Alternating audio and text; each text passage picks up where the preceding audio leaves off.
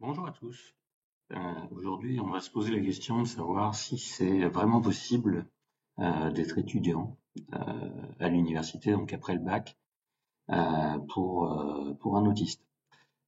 Personnellement, je pense que c'est quasiment impossible, en tout cas en province.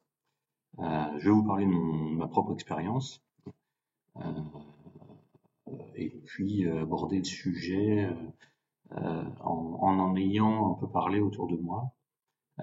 Pour voilà, vous éclairer sur les possibilités que l'on peut avoir pour essayer de suivre une scolarité étudiante en étant autiste, et puis les difficultés que l'on peut rencontrer, que ce soit au moment des cours ou que ce soit au moment des examens, parce que c'est très différent.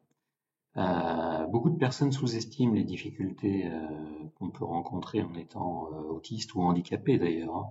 Ça vaut aussi pour les déplacements physiques, bien sûr. D'ailleurs, ça concerne aussi les autistes.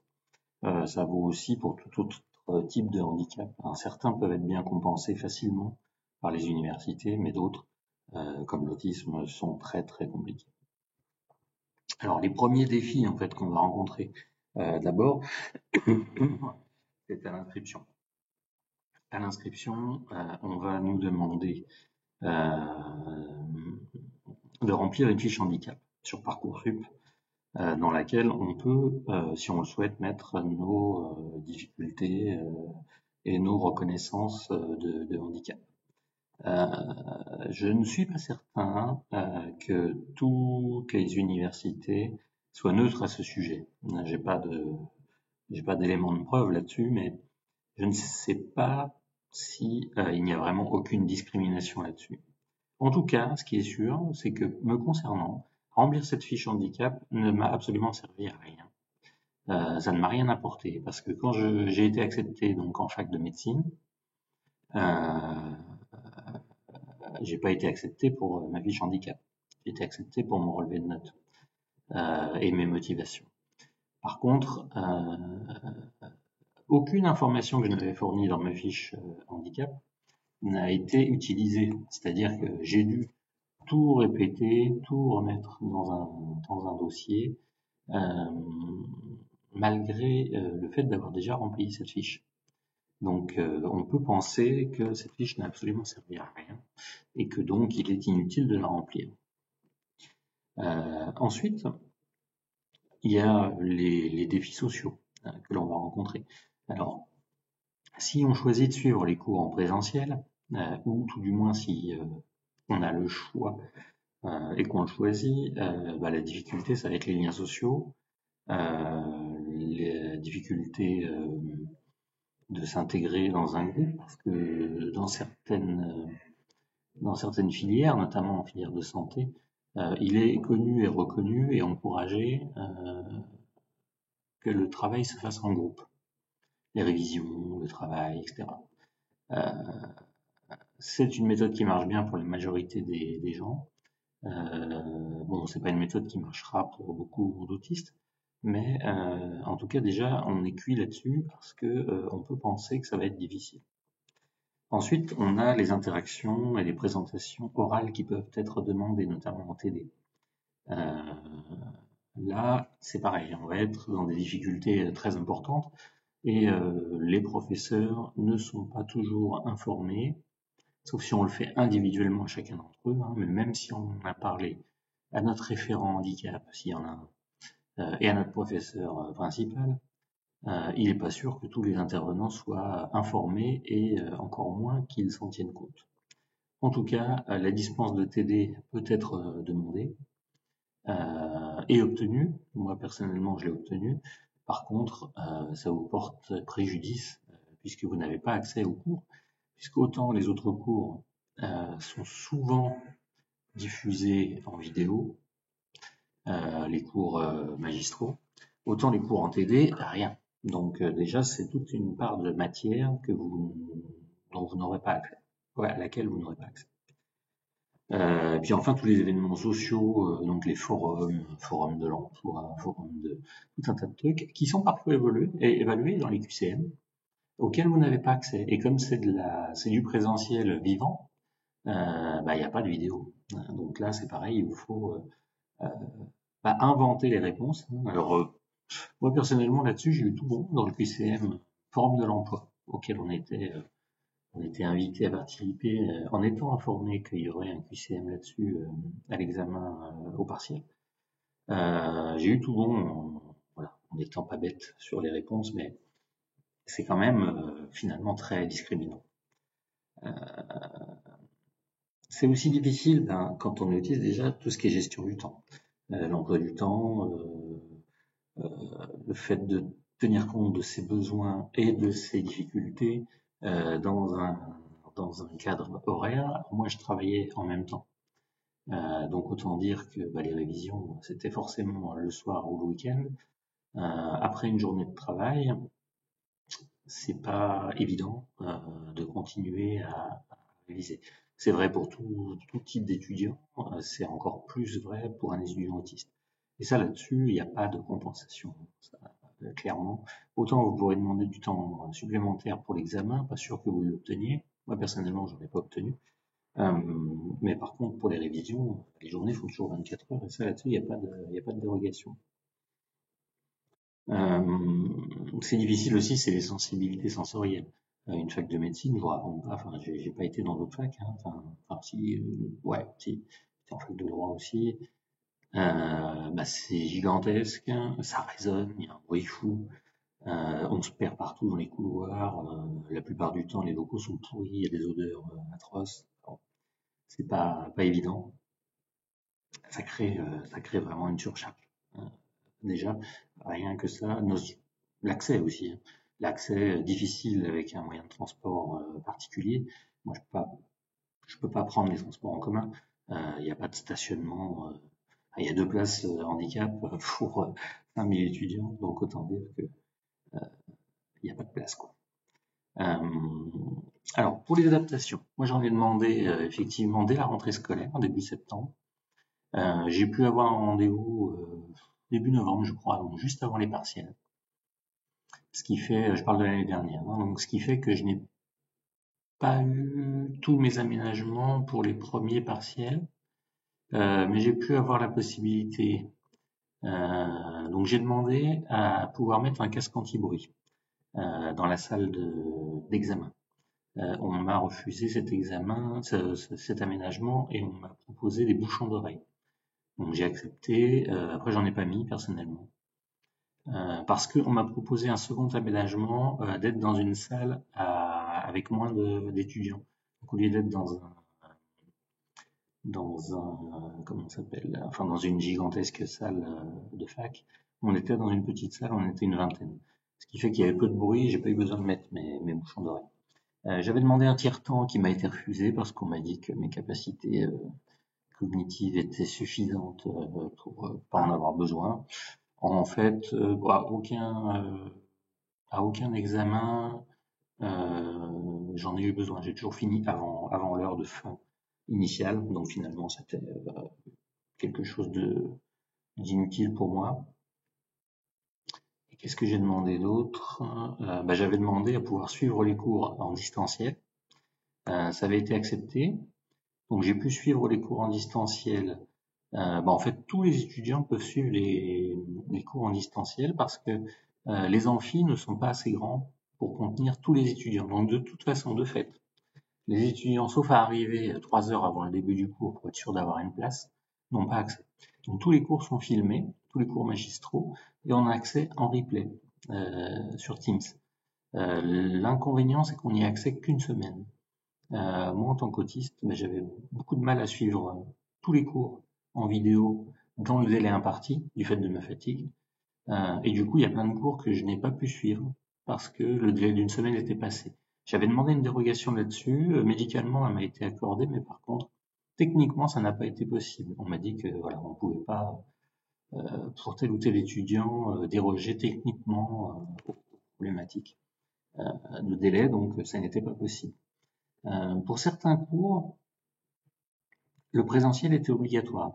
Donc là aussi, j'ai eu une dérogation, mais c'était très long. Je l'ai eu au second semestre pour pouvoir les suivre en visio. Seuls les étudiants qui étaient délocalisés, qui étaient en fait d'une autre université et qui suivaient les cours de santé de l'université à laquelle j'étais, pouvaient suivre ces cours en distanciel. Donc j'ai pu y avoir accès, mais au deuxième semestre. Donc au premier semestre, je n'ai rien vu puisque je ne suis pas allé en présentiel. Donc là aussi, grosse difficulté. Et enfin, j'avais demandé à être dispensé de TD. Donc ça a été le cas, mais on n'a pas les infos, du coup, voilà. Sachant qu'il y a aussi beaucoup d'informations qui sont données en fait par la vie scolaire en présentiel. Ça, je m'y attendais pas et je ne l'ai pas su d'ailleurs, pas avant les examens, puisque lors des examens, au début, on nous a donné des consignes dont beaucoup avaient déjà été données en fait en cours, dans les cours magistraux. Notamment, par exemple, que l'épreuve d'anglais n'était pas un QCM au premier semestre, mais était une épreuve rédigée. Ça, tout le monde le savait, sauf moi, puisque je n'avais jamais été là. Et l'info n'a jamais été donnée par écrit, ni par mail, ni sur le NT, ni nulle part. Donc très très compliqué. Quand je vous parle des aménagements, alors j'ai eu un rendez-vous médical avec un médecin de l'université. Alors ça a été très difficile pour trouver un rendez-vous, parce que déjà, pour prendre le rendez-vous, il fallait téléphoner obligatoirement. On ne pouvait pas le prendre par mail, c'était interdit. C'était marqué dans le règlement, ce que je trouve complètement aberrant. Ce qui fait que du coup, je vous raconte pas la difficulté pour moi de téléphoner. Le secrétaire était relativement sympa, mais bon, pas du tout au fait des difficultés qu'on peut avoir en tant qu'autiste. Et alors lors du rendez-vous médical, donc le rendez-vous médical il a duré 5 minutes, le médecin m'a reçu 1 heure en retard, et le médecin était très condescendant, en m'indiquant qu'elle voyait pas quelles difficultés je pouvais avoir par rapport à un étudiant lambda. Donc j'ai eu beau lui expliquer en long, large, en travers. Elle m'a dit qu'elle m'accordait les aménagements que j'ai cités auparavant, mais franchement, elle trouvait ça ridicule. Et elle s'est même permise de me donner un avis sur ma démarche, en disant que être étudiant en médecine à mon âge, donc à 40 ans, en ayant déjà un emploi, elle voyait pas l'intérêt. Et que, donc je lui ai expliqué, moi c'était par pur intérêt intellectuel, et elle m'a dit que non seulement je piquais une place à un étudiant qui n'avait pas été pris sur Parcoursup, et qui avait une possibilité en étant jeune bachelier de pouvoir être vraiment médecin, lui, et qu'en plus, de toute façon, je n'avais aucune chance, donc elle voyait pas l'intérêt. Bon, voilà, pour vous dire que c'était très très difficile ce rendez-vous et très démotivant.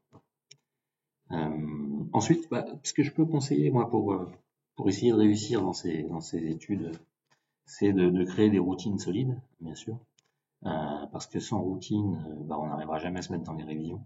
Et sans révision, il faut pas rêver, c'est quand même difficile, en tout cas en médecine. Il faut communiquer avec les enseignants. Certains sont très ouverts. Alors, l'inconvénient, c'est que vous avez 20 enseignants. Il faut parler aux 20 parce que le référent, il parle pas à tous les enseignants. Surtout les enseignants de la mineure. Si vous êtes en mineur droit, en mineur littérature, ces gens-là ne se parlent pas parce qu'ils se voient pas. Donc, il faut à chaque fois raconter vos problématiques si vous en avez envie. Et certains sont réceptifs, d'autres pas du tout.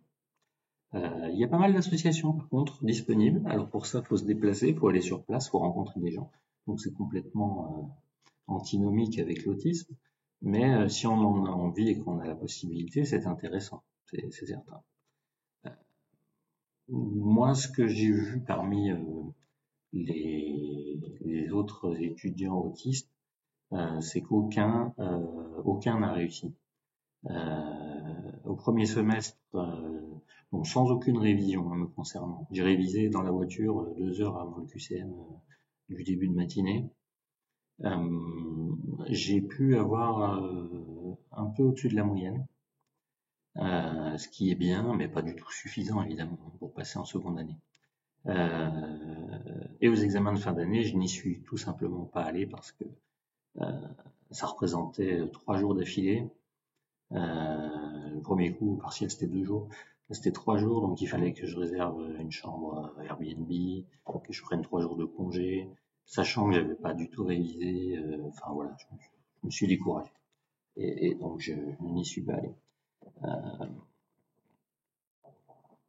Donc ce que je peux dire moi, c'est que C'est sûrement possible. Je pense qu'en étant étudiant à plein temps, si on ne travaille pas, qu'on est célibataire ou bien qu'on vit encore chez ses parents, je pense qu'on peut être étudiant autiste et réussir, notamment en médecine, si on se rend aux cours qui sont nécessairement en présentiel, notamment les TD, notamment les cours présentiels qui ne sont pas filmés, et on peut suivre, je dirais, les 80% de l'année en vidéo.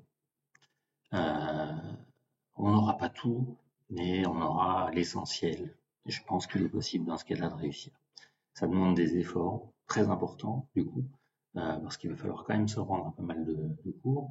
On peut avoir des aménagements utiles, même si c'est une lutte pour les obtenir avec tout ce que ça emporte de condescendance, de discussions sans fin.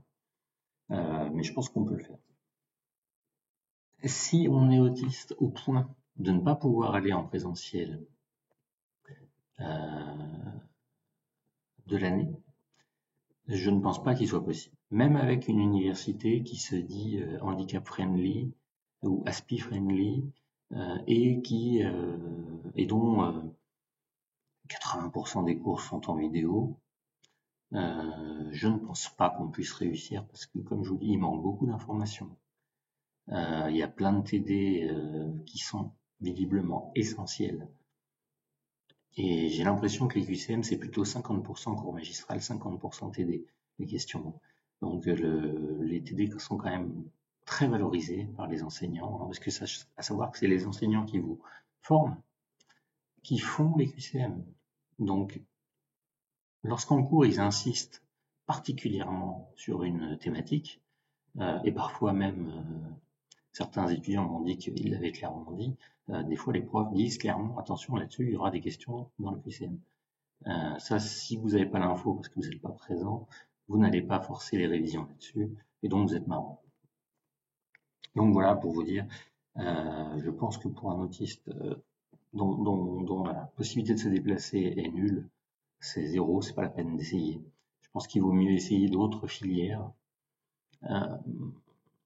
Après, c'est possible, hein, dans certains cas. Moi, j'ai suivi une autre formation avant, diplômante aussi à l'université, qui était entièrement en distanciel pour tout le monde, que ce soit pour Monsieur Dupont, qui a aucun problème, ou pour un autiste lourd.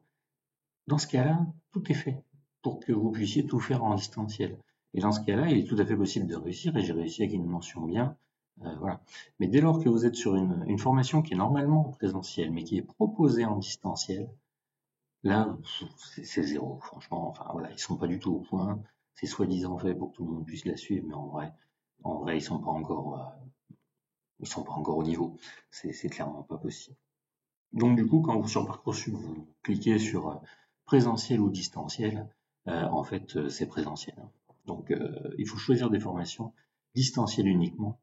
Et bah là, en santé, il n'y en a pas. Après, je peux comprendre, hein, mais alors ça veut dire que c'est discriminant. Ça veut dire qu'on ne peut pas être médecin en étant autiste de nos jours avec la réforme PASLAS.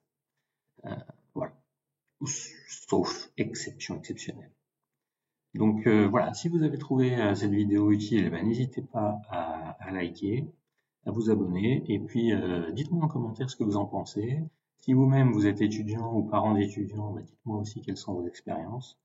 Ça m'intéresse beaucoup. Je me suis pas réinscrit cette année, j'ai été pris en licence de psycho, mais pareil, en présentiel ou distanciel, comme on dit. Donc je me suis dit que c'était pas la peine. J'avais candidaté à des licences distancielles, psycho distancielles uniquement. J'ai pas été pris, donc bah voilà, je me suis pas inscrit parce que c'est pas la peine de payer la CVEC et les droits d'inscription pour finalement avoir une carte d'étudiant mais pas pouvoir faire quoi que ce soit d'autre. Je me suis dit que c'était pas la peine. Voilà, c'est très très frustrant, c'est très déprimant, c'est très démotivant, mais ça fait partie de la vie d'autiste.